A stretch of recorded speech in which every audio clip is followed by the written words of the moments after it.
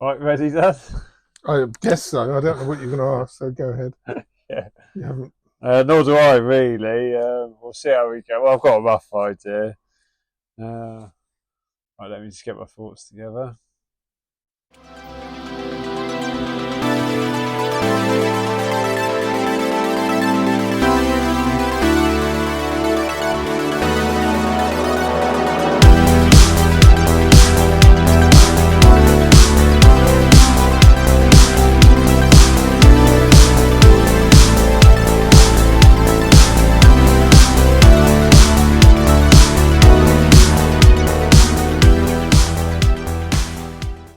Hello, and welcome to the channel. As you've probably guessed from the intro, this is Stephen Macphail Paintings channel.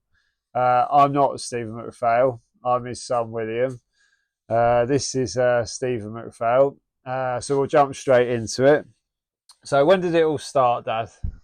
When I was 11, and my mother took me to see the Wallace collection, and I was inspired by Frans Hals, the Laughing Cavalier, and by Vandervelt, the seascapes, um, and that determined that I was going to be a painter. All right, since you're 11 then? 11 years Started. old, yes. Okay, yeah. So where does painting begin for you then? I started studying other artists through the local library, and going into various national galleries. National Gallery of Scotland, I spent a lot of time in Edinburgh, and the National Gallery in London. And that's about it, really. They were my sort of role models, and I was fortunate to have some teachers who recognised my ability and interest and supported me by giving me books. Yeah, this is teachers at school. At the Is grammar that? school, yeah. Yeah, your grammar school. And then yeah, so we should go on to your sort of qualifications as an artist. So yeah, you obviously were doing it at your grammar school then with those teachers, Yes, and yes. then where you went to college after that, didn't you? An art college? I went, first of all, I went to uh, Luton Grammar School, and won the art prize there. And I went to Luton School of Art and won the painting prize there. Then I went on to Gloucestershire College of Art in Cheltenham, and You moved there, didn't you? I see. yes, moved there as a student. And there I won some awards, including a travel scholarship, and I gained first class honours in painting. Yeah. Mm. Okay. So sorry, Dad, I cut you off. So you'd done your travel scholarship with the college, and then you were Yes, talking about going on to the Royal College of yes, Art. that's right. I went to the Royal College of Art and did my studies there for 3 years, and gained my MA in fine art.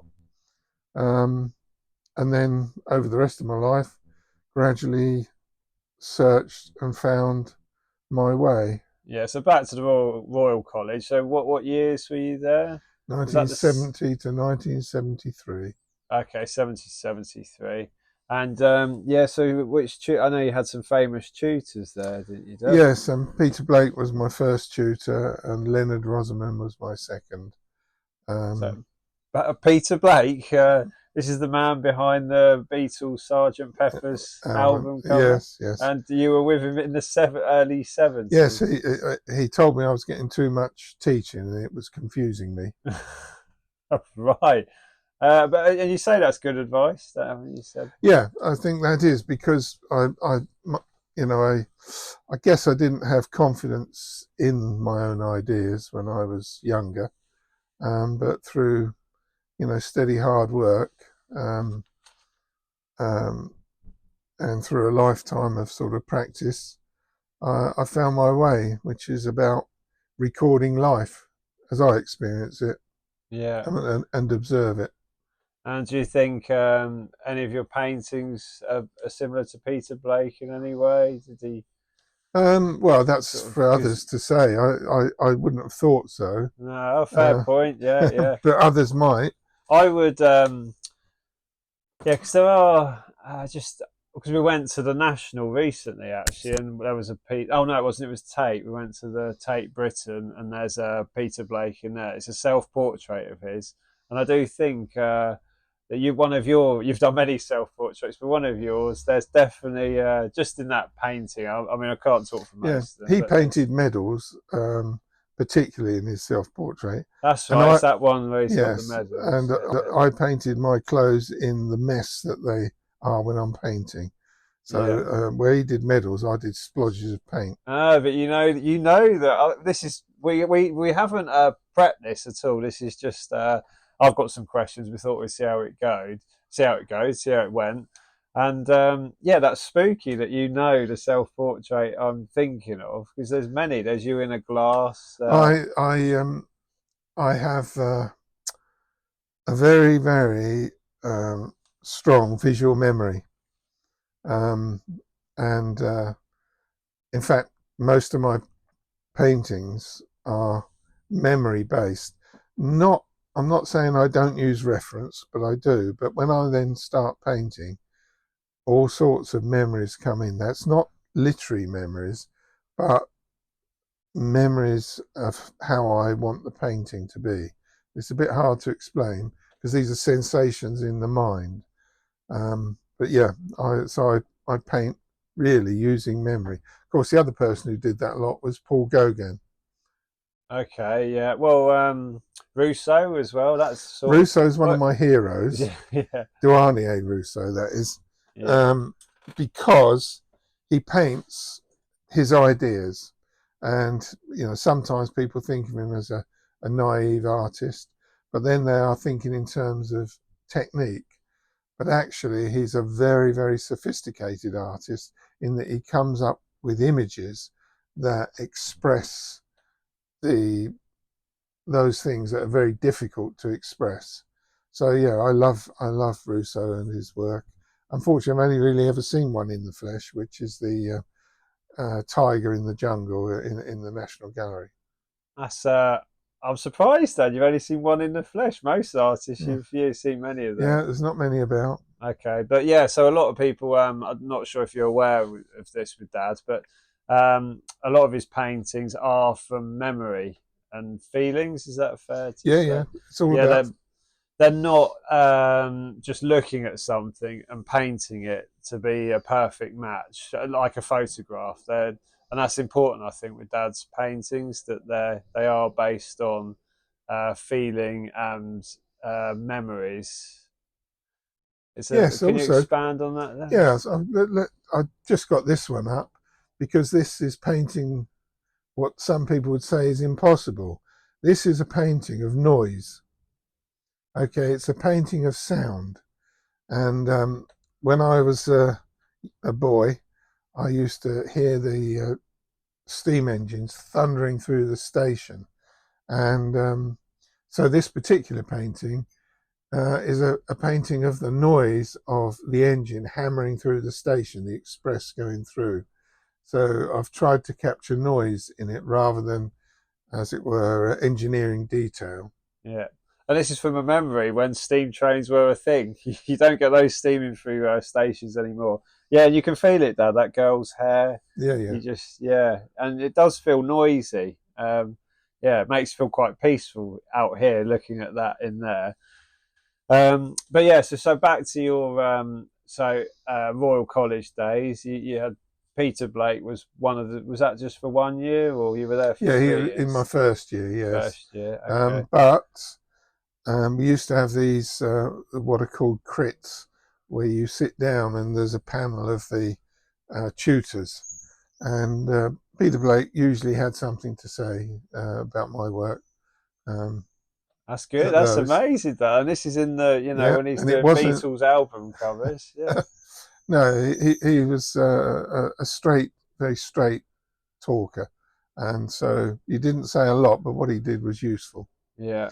I have to say there were some of the tutors at different times were quite destructive, but others were helpful. Yeah, and he was Um, a helpful one. he was, but That's also, nice. I mean, there's a chap who wasn't my tutor, but a chap called Colin Hayes who wrote books on painting, and I remember him coming into the life room when I was busy. I had a model and I was busy drawing this model, and he once said to me, sometimes you get to a point where you don't know what's right or wrong in a drawing, and the best thing to do is to paint what's around the figure, because it's often the placing of the figure in context, in its environment, that makes a picture work or not work. And I've carried that with me all the time, because sometimes when you're painting a subject, the best thing to do when you get to a certain point is only half look at the subject as you work on the rest of the picture. Yeah, that makes sense. Yeah, yeah. Oh well, it might. Yeah, it's clearly good. Good bit of tutoring there because you remembered it all these years Oh, later. as I say, I do have a good memory. Yeah. So yeah, sorry, we're still on the tutors. That's year one. Any Well, other? that was through the 3 years. I did spend a lot of time in the life room in the first year. Yeah, because wasn't didn't you say Leonard Rosoman? Was Yeah, he a Leonard Rosoman. tutor of yours? Yes, yes. He was very kind to me, and I used to go and see him in his studio in Kensington. Oh, his own Oh, studio he as had a well. Oh, fantastic right. studio. Yeah, but yeah, he was a nice guy and helpful, encouraging. I think he knew I had something to say and was trying to get it out. Yeah, Mm. well, I definitely see because he paints from memory. I would say sort of. But yeah, I'm thinking of the ones during the Blitz and things in London where sort of buildings are falling down. He's obviously because I think he might have he was involved in it in some way. I think he saw some of those things, but obviously from memory turned them into paintings. So there's Um, similarities there. well, yeah, he might, and he may have used photographs as well. But as I say, I do know that he painted ideas as well, because he told me about. He was in New York. This was after I'd left the college, and I met up with him. He'd been to New York and he'd been mugged, and he was working on a painting of fear, Mm. um, and was talking about this painting with this kind of strange image of a kind of figure, but it was a painting of fear, because it was a horrible experience. Yeah, of course. Yeah. Nice. So you were like friends with him after then? Or? Well, not I wouldn't say friends, but he was kind enough to keep in touch. Yeah. Wow, that's great then. Mm. But yeah, so on the subject of studios, where are we now? What doing this In interview? my studio. This is Dad's studio. Yes, Um, which I actually love, and so I've done a series of paintings featuring my studio, which I transport rather like the TARDIS to different places in the world and at different places in time. yeah, this Yeah. studio has been in some amazing places. I'll bring them up now actually, so you can see them. Yeah, yeah. So as good as Leonard Rosoman's studio, then, Dad? Better. No, not as good as in it. Leonard Rosoman's studio. No, that was huge. Yeah, um, okay, so and that was your last bit of training then, was the Royal College, and then you were yeah. off out on your so yeah, successes after college, would you say? Because Oh, you went full time painting when you left college, I didn't did. you, It was Dad? a struggle. Yeah, but Struggle. I did sell work. I did do work and sell it, but it was very difficult to make enough money to live on. he's And putting himself down here. There was I remember as a youngster, I mean, one of his exhibitions was in the ITN studios. So I remember playing around on the set of Blind Date. I can tell you something about that. The cushions are all sewn onto the sofa. They didn't move. I found this intriguing as a child. But yeah, Dad had an exhibition there. Your works are in the Leighton Buzzard Library as well, aren't they, Dad? yes, and they're part of the National Art Collection. Yeah. They've got them online so people can see them. But yeah, I mean, for a time, I did sell very well. Yeah. In the sort of from about 1985 to 95 and 94, I was Bedfordshire's touring artist. So my work toured Bedfordshire and Hertfordshire.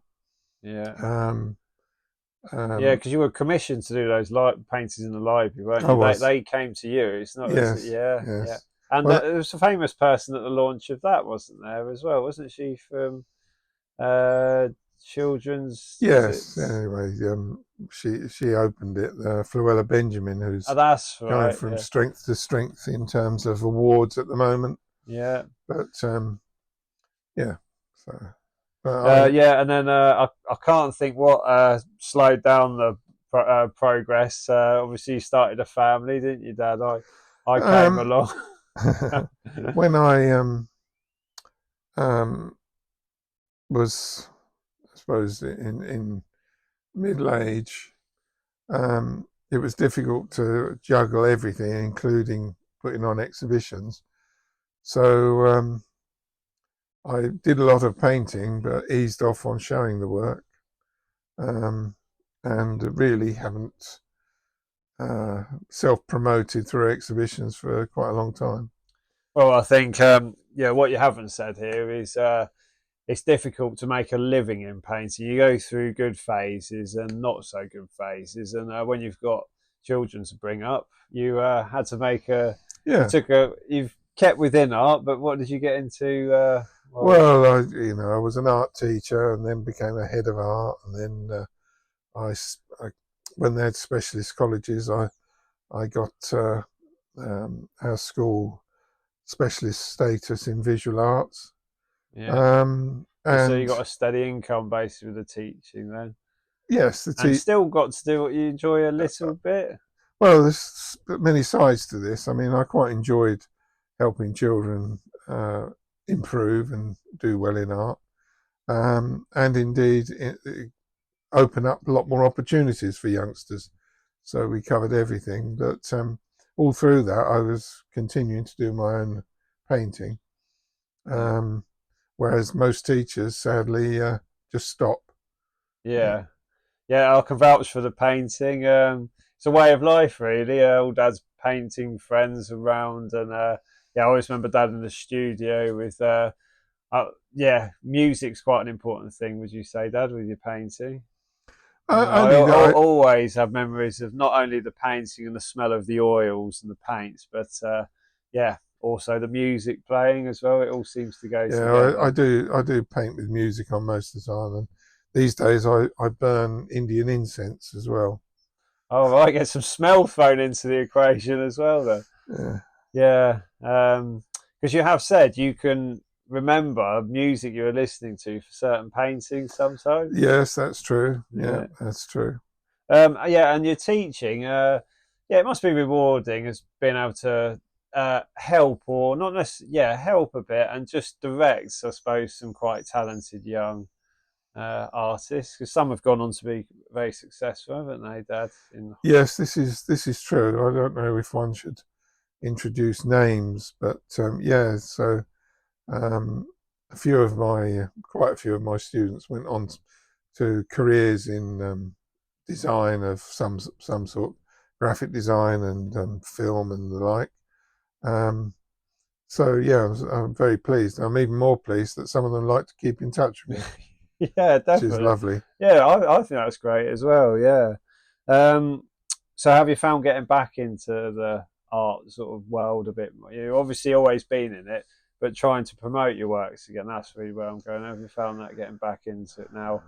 Now Well, I'm a bit older and fled the nest, and you're sort of retired from the teaching side. You got time to do well, more again. I'm doing, or I have been doing, exactly what I always wanted to do, which is able to dedicate my life to producing paintings, um, which are initially for myself and hopefully will find an audience. It's a case of trying to get work seen um, by potential buyers, not so much for the wealth, but I believe paintings can help people psychologically, Yeah, and so a painting is more than just a representation. So there's a castle painting behind me, and I've been doing a series of castle paintings um, because they represent a lot of things that are perhaps not realised in the world. Otherwise, there wouldn't be so much war. So a castle can be a place of refuge, but also it's a place where the tyrants like to oppress people from. And of course, these are all falling into ruin because time sees the fall of these dictators and autocrats, um, and their structures, which they built, are tumbling away and crumbling to dust like they are. Yeah. Um, so hopefully, at some point, you know, people will start to see the real purpose of life, and stop all the killing and war. Yeah. Yeah. So yeah, what is a successful painting to you then, Dad? A successful painting speaks. It strikes a chord with the viewer. A good painting, a successful painting, actually makes the person want to look again. I have said with some of my small paintings that the owners could take them to bed and study them rather like, instead of reading a book, they could study them like a mandala or an object of contemplation. Because so we have the subject, which might be, say, a castle, but at the same time, all the work and effort and refining that has gone into that painting, all the texture, the tiny adjustments, um, these are there for the viewer to find peace, absorb. All of your paintings are successful. You In would, the you end, don't, yeah, in yeah, the end, you do battle with them for a while, yeah, but you some never stop until you're happy no, that they that's are right. successful. Yeah, So some take years, months, yeah, yeah, certainly several visits, but I enjoy that. I do like working until it's right. so yeah, I think that's everything. Is there? Have I any questions I haven't asked, Dad? You were hoping I would. For the this is an intro video. We'll obviously do some more. We've got a few ideas. But yeah, anything else? Not off the cuff. No, that's I would fine need then. to. And yeah, so if you'd like to like and subscribe this video, that would be much appreciated. Thank you very much.